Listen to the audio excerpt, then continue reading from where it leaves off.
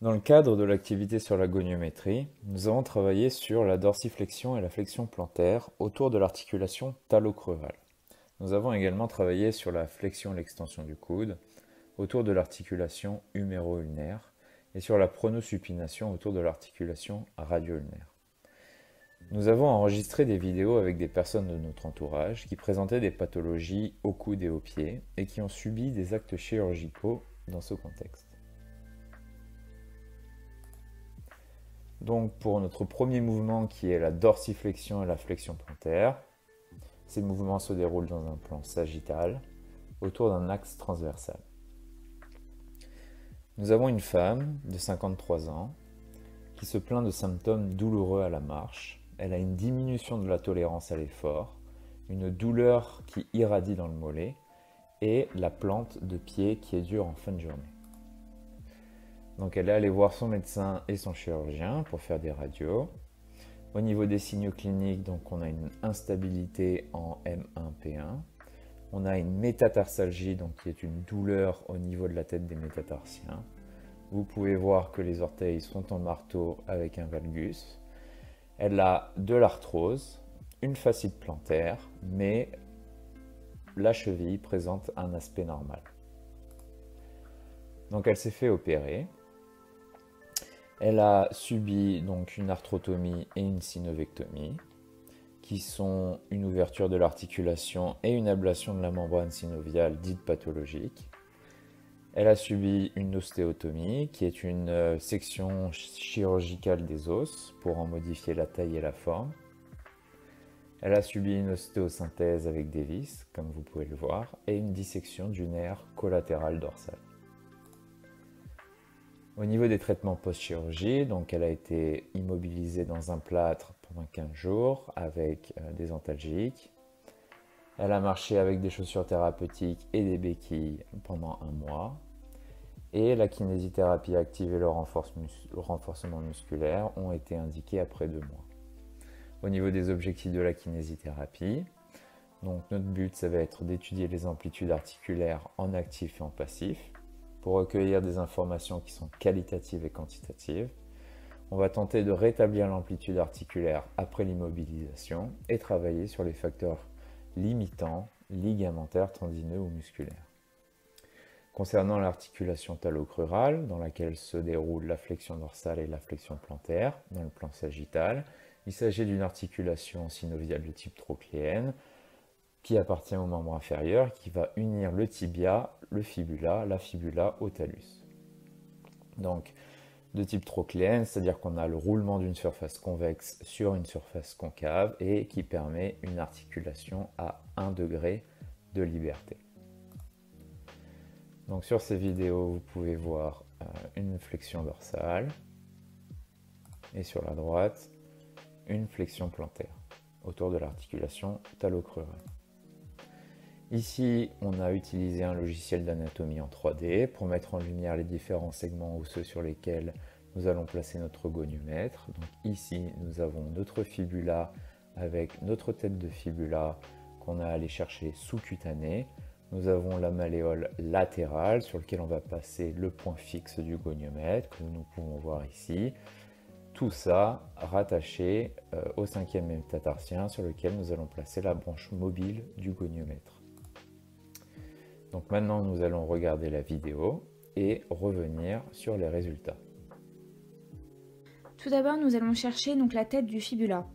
Une fois que nous sommes dessus, nous allons glisser jusqu'à la pointe de la malléole latérale, ainsi que sur le 5e métatarsien. La position donc, du patient doit être en décubitus dorsal, le genou en extension et la jambe stabilisée.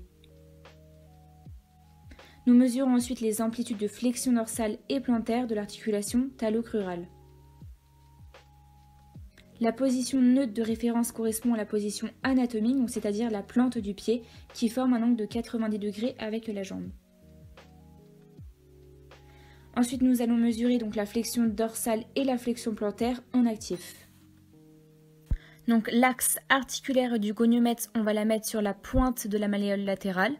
La branche du goniomètre qui est fixe vise la tête du fibula et la branche mobile que l'on va déplacer vise la tête du 5e métatarsien. Donc en actif, la flexion dorsale est de 10 degrés, la flexion plantaire de 40 degrés, et puis en passif, la flexion dorsale de 20 degrés et la flexion plantaire de 50 degrés. Ensuite, nous allons mesurer donc la flexion dorsale et la flexion plantaire en passif. Si nous considérons la position neutre de référence à 90 degrés, nous obtenons les résultats suivants. En actif, pour une flexion dorsale de 11 degrés, une flexion plantaire 55 degrés, et puis en passif, une flexion dorsale de 17 degrés et une flexion plantaire de 68 degrés.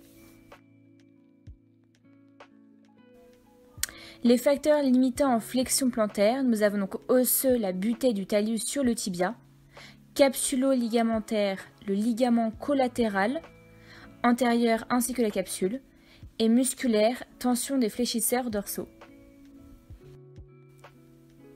Ensuite, les facteurs limitants en flexion dorsale. Osseux, du coup, la butée du col du talus sur le tibia, capsulo-ligamentaire, les ligaments collatéraux postérieurs ainsi que la capsule, et musculaire, tension du triceps sural. Donc nous avons comparé les résultats de l'amplitude articulaire de la patiente en actif et en passif avec des références de la littérature scientifique.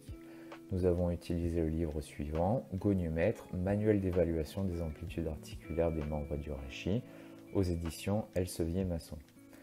Ici, vous pouvez voir par exemple en dorsiflexion, en actif on a 10 degrés et en passif on a 20 degrés. J'ai mis une astérix parce que les mesures de la flexion dorsale de l'articulation talocrurale peuvent s'effectuer soit en flexion, soit en extension complète du genou. Si elles se font en flexion, on a une détente du gastrocnémien, ce qui fait gagner quelques degrés.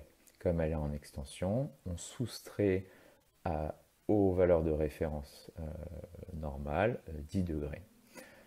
Donc ici, on a 10 degrés en actif et 20 degrés en passif pour la dorsiflexion. Et ici, on a la mesure de la flexion plantaire avec notre position de référence. Dans la littérature scientifique, donc on a une amplitude articulaire de 50 degrés en actif et en passif de 70 degrés. Pour la patiente, on a mesuré donc 66 degrés en actif et 85 degrés en passif. Nous avons calculé également la différence pour voir, pour comparer les amplitudes articulaires de la patiente par rapport aux références scientifiques et on voit qu'elle a une bonne mobilité au niveau de la cheville. Nous avons utilisé dans notre étude donc un goniomètre en plastique et un goniomètre électronique acheté sur Amazon. Nous avons donc fait les deux mesures. Nous les avons comparées en calculant les erreurs absolues et les erreurs relatives. Si vous souhaitez analyser les résultats, vous pouvez mettre la vidéo sur pause. Donc maintenant, nous allons analyser la flexion et l'extension du coude dans un plan sagittal autour d'un axe transversal, ainsi que la pronation et la supination de l'avant-bras dans un plan transversal autour d'un axe longitudinal. Donc nous avons un homme de 58 ans qui joue au tennis depuis des années et qui se plaint de symptômes douloureux à la partie externe du coude qu'il appelle un tennis elbow. Il a donc une sensibilité ponctuelle au niveau de l'épicondyle latéral. Il ressent une butée osseuse lors de l'extension du coude et il a une diminution de la tolérance à l'effort pendant ses parties de tennis. Donc il est allé voir son médecin et son chirurgien pour faire une radio ainsi qu'une échographie. Donc au niveau des signes cliniques, on a une tendinopathie calcifiante du tendon du triceps, on a une antessopathie. Une antessopathie, ce sont les insertions tendino-capsulo-ligamentaires qui sont dites pathologiques, présence d'un nodule sous-cutané, on a un syndrome douloureux par névrome et fibrose, un aspect normal de la gouttière du cubital et un olécrâne qui est proéminent. Donc il a subi des actes chirurgicaux au coude droit, tels qu'une infiltration de corticoïdes, un prélèvement de tissus fibreux et de lobules adipocytaires, une section nerveuse hyperplasique. Donc l'hyperplasie, c'est un volume anormalement important d'un nerf ou d'un autre tissu, et contrôle chirurgical du nodule sous-cutané. Donc au niveau du traitement post-chirurgie, il a reçu des pansements, des antalgiques et une rééducation par kinésithérapie. Les objectifs sont les mêmes qu'avec la flexion plantaire et la dorsiflexion, c'est-à-dire l'étude des amplitudes articulaires en actif et en passif, rétablir l'amplitude articulaire après la chirurgie et travailler sur les facteurs limitants. Donc pour décrire les articulations du coude et de l'avant-bras, nous avons l'articulation huméro-ulnaire, qui est une trochléenne à 1 degré de liberté, dans lequel va se dérouler un mouvement de flexion et d'extension du coude. Nous avons également l'articulation huméro-radiale, qui est une articulation sphéroïde qui permet plusieurs mouvements. L'articulation est dite non fonctionnelle, mais elle permet les mouvements entre l'humérus et le radius.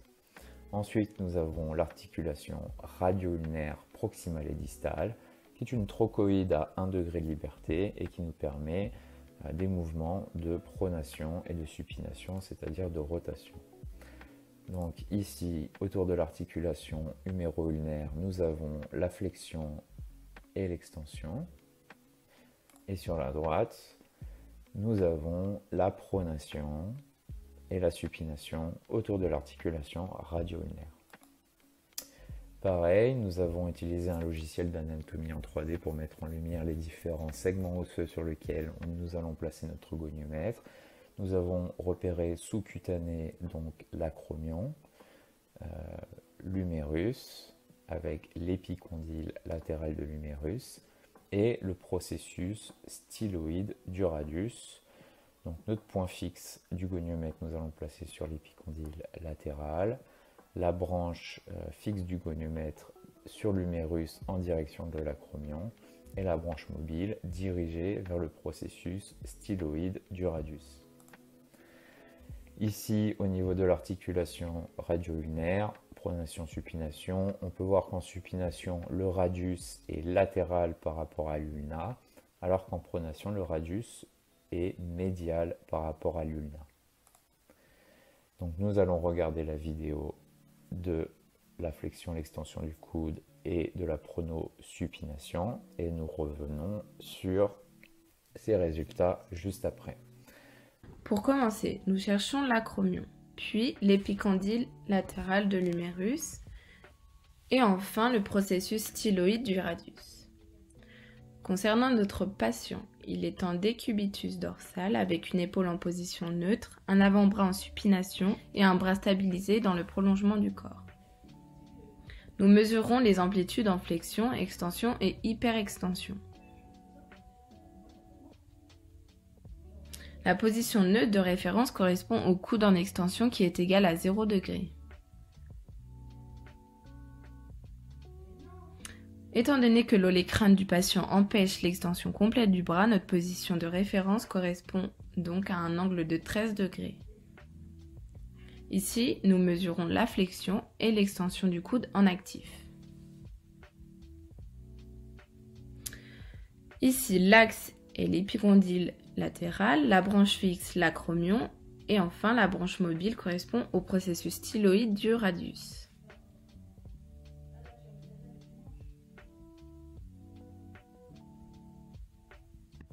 Donc nous mesurons l'hyperextension et la flexion du coude en passif. Concernant les normes de mobilité, en actif, la flexion est de 150 degrés tandis qu'en passif elle est de 160 degrés. En extension, elle est la même pour l'actif et la passive de 0 degré. Et en hyperextension, elle est entre 5 et 10 degrés pour l'actif et la passive. Concernant la mesure du patient, pour l'actif, la flexion est de 131 degrés, pour la passive, elle est de 133, l'extension est la même pour l'actif et la passive de 13 degrés, et concernant l'hyperextension, elle est de 0 degré pour l'actif et 11 degrés pour la passive. Et enfin, la limitation au mouvement de la flexion et de l'extension sont des limitations musculaires, osseuses ou capsulo-ligamentaires.